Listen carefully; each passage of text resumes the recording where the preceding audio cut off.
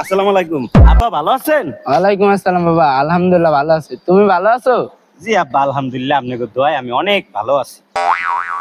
তো বাবা এত জার্নি করে কোন আইলা পাপাই? না বাবা, ওই যে মার্কেটে ঘুরে আইছি বুঝছেন। এই ঈদ উপলক্ষে তো কিছু কেনাকাটা লাগে, আপনার মাইয়া আছে, নাতি আছে, আমি আছি। তা আলহামদুলিল্লাহ ভালো মার্কেট করছি, বেমালা ঠার মার্কেট করছি। আপনার মাইয়ারে 45,000 টাকা দিয়ে একটা শাড়ি কিনে দিছি। আপনি নাতিরে হাজার হাজার টাকার মার্কেট করে দিছি, নিজে লইছি। এই যে ঘড়িটা দেখেন না আপা, এই ঘড়িটা লইছি 40,000 টাকা দিয়ে। 40 এই মার্কেট করে আর কি এখানে আইলাম, দেখি আপনি বনে, তাই আর কি আইলাম আমি। আল্লাহ সাফা মারে দুইটি আবার না খাইতে 1.5 লাখ টাকা মার্কেট করছে। আমার মাইয়ারে কিনা দিছে, আমার পোলারে কিনা দিছে, নাতি রে।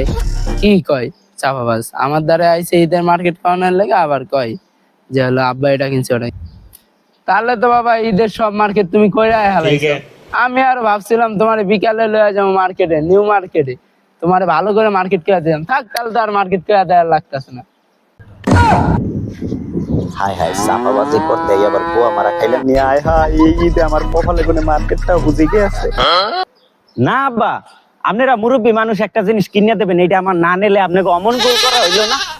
আপনি যেই সময় মার্কেটে যাবেন আমারে কোয়েন, আমি তো আবার অনেক বিজনেস আছে, ব্যস্ত থাই। যেভাবে হোক আমি সময় বাইর করে নিই। মানে আলা বালা তোর জামাই চাহাবাজি যাইতেছে আর আবার মার্কেট করে। আচ্ছা বাবা, মাইয়া তো আমার কল দেয়া গেলো, তুমি তো মার্কেট করে আলাইছো। আমার বাবা বিকালে হঠাৎ করে কাজ করে গেছে, থাক আজ আর মার্কেটে যাওয়া লাগবে না। হাই হাই রে, সাফাবাজি করতে ফাঁসে গেলাম বুঝি। এই মার্কেট আমার এই ঈদে কপালে কোনে গেছে রে। ঠিকই আছে শালা তোর জামাই, থাক এবার আমি মার্কেট করে দিলাম, মজাটা বুঝুক, চাপ আমার ছিল না। আচ্ছা বাবা, তো থাকো, আমি যাই গা, উঠি।